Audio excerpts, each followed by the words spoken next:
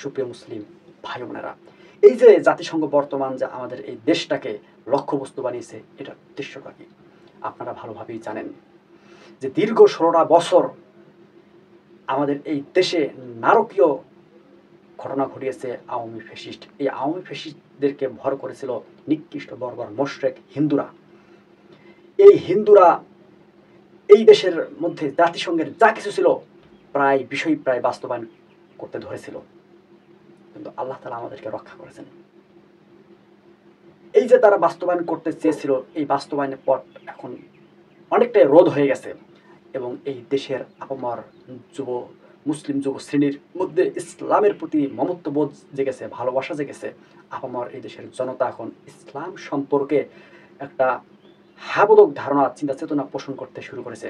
আর জাতিসংঘের এটা একটা নিকৃষ্ট কর্ম যে কোথাও যদি ইসলামের যদি উত্থান ঘটে, তাহলে সেই উত্থানকে এরা গোড়াতেই নষ্ট করে দিতে চায়।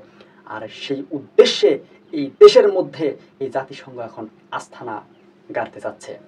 সুপ্রিয় মুসলিম ভাই বোনেরা, এই জাতিসংঘ যাতে কোনোভাবেই যাতে এ দেশটাকে লক্ষ্যবস্তু বানাতে না পারে, এই দেশে লক্ষ্যবস্তু বানিয়ে ওরা ওদের সমস্ত কিছু বাস্তবায়ন করে এই তাওহীদবাদী বাংলাদেশের মানচিত্রকে পৃথিবী থেকে উচ্ছেদ করে দিতে চায়। জি হ্যাঁ, এই দেশের স্বাধীনতাকে ওরা এখন কুঠারাঘাত করার এক অপচেষ্টা চালাচ্ছে।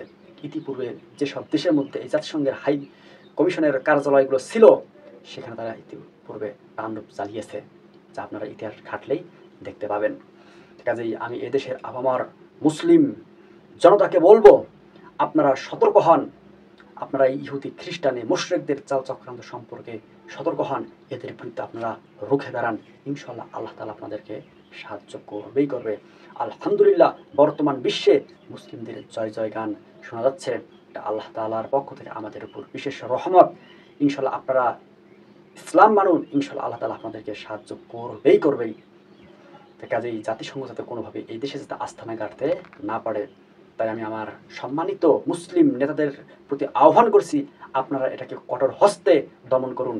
ইতিপূর্বে আমরা এই জাতিসংঘ দ্বারা যে ক্ষতিগ্রস্ত হয়েছি, আর যাতে আমাদেরকে দ্বিতীয়বার যাতে সেই ক্ষতির সম্মুখীন না হতে হয়। আল্লাহ তাআলা আমাদেরকে রক্ষা করুন। আমিন।